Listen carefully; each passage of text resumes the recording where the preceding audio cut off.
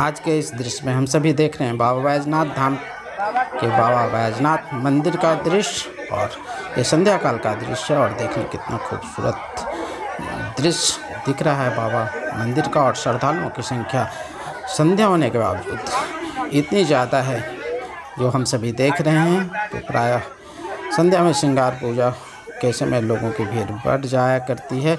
इसके अलावा हम लोग जो दर्शनीय स्थल हैं बाबा बैजनाथ धाम के, जहां हम सबों को जब कभी बाबा के दर्शन को जाएं तो जाना चाहिए। उनके झलक भी आगे देखेंगे ताकि पूर्व से जानकारी हम सबों को हो कि कौन कौन सा स्थल ऐसा है जहां हम सबों को घूमने के लिए जाना चाहिए। तो ये है बाबा हरतकीनाथ धाम और इसे प्राचीन शिव मंदिर माना जाता है। और ऐसी कहानी है कि जब रावण ने बैजू के हाथ में प्रतिमा, भगवान शिव की प्रतिमा दी थी, तो इसी स्थल पर दी थी। तो जब हम सभी यहाँ जाते हैं तो यहाँ के जो प्रबंधक हैं उनसे ये सब कहानी जानते हैं कि इस मंदिर की कथा क्या है। तो ये बाबा हरतकीनाथ धाम हरेला जोरी, यहाँ हम लोग अवश्य आएँ क्योंकि ये प्राचीन शिव मंदिर है और कहते हैं कि यहाँ आने वालों की मनोकामनाएं पूरी होती हैं।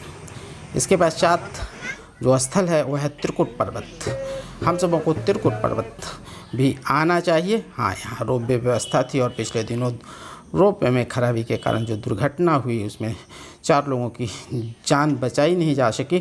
तो वो रोपवे अभी बंद चल रहा है, पर जो सीढ़ियों के रास्ते हम लोग त्रिकुट पर्वत पर जाते हैं उस रास्ते का इस्तेमाल अभी भी किया जा सकता है। यहाँ बंदरों की काफ़ी संख्या है जो खाने पीने के सामान जब भी आपके साथ होंगे तो उसके लिए आपको परेशानी पैदा करेंगे। तो कृपया खाने पीने के सामान लेकर ऊपर ना जाएं और बंदरों को देने के लायक जो खाने पीने के सामान नीचे बेचे जाते हैं उन्हें लेकर आप ऊपर जा सकते हैं और बंदरों को दे सकते हैं। यहाँ भी प्राचीन शिव मंदिर कुछ सीढ़ियों की चढ़ाई के बाद मिलेगा और यही रोपवे जाने का रास्ता है जो अभी फिलहाल बंद कर दिया गया। और नीचे इस तरीके की कुछ दुकानें हम सभी पाते हैं जिसमें बच्चे या ज़रूरत की सामानें खरीदी जा सकती हैं। और ये हम सभी देख रहे हैं नौलखा मंदिर, प्रसिद्ध नौलखा मंदिर बाबा बैजनाथ धाम देवघर का।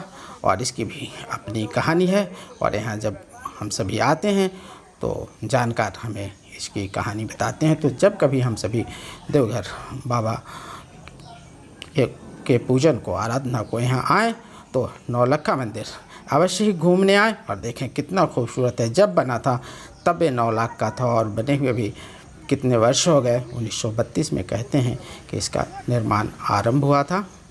और जिन्होंने निर्माण कराया था वो माता जी की प्रतिमा बिल्कुल ही सामने लगी है और उसी रास्ते से श्रद्धालु ऊपर जाते हैं। और ये है नंदन पहाड़ जो बिल्कुल एक पार्क सा स्थल है और यहाँ संध्या काल में लोग घूमने के लिए आते हैं। और यहाँ आने वाले श्रद्धालुओं के लिए 10 रुपये का टिकट है। और यदि मोबाइल लेकर आप जाते हैं तो 25 रुपये का मोबाइल का चार्ज है और कैमरा लेकर जाते हैं तो 5 रुपये कैमरे का भी चार्ज है। तो यहाँ चार्ज देकर संध्या काल में यहाँ का आनंद लिया जा सकता है। और यदि आप सबों को वीडियो पसंद आया हो तो कृपया इसे लाइक कर देंगे। और यदि अभी तक आपने चैनल को सब्सक्राइब नहीं किया तो चैनल को सब्सक्राइब कर लेंगे। और हम सभी जानते हैं कि तपोवन आश्रम है जो तपोवन के मुहाने पर स्थित है। और यहाँ काले बंदर होते हैं जो उग्र नहीं होते हैं। हाँ, इनके खाने पीने के सामग्री लेकर जब ऊपर जाएं तो ये सहजता से आपसे प्राप्त कर लेते हैं।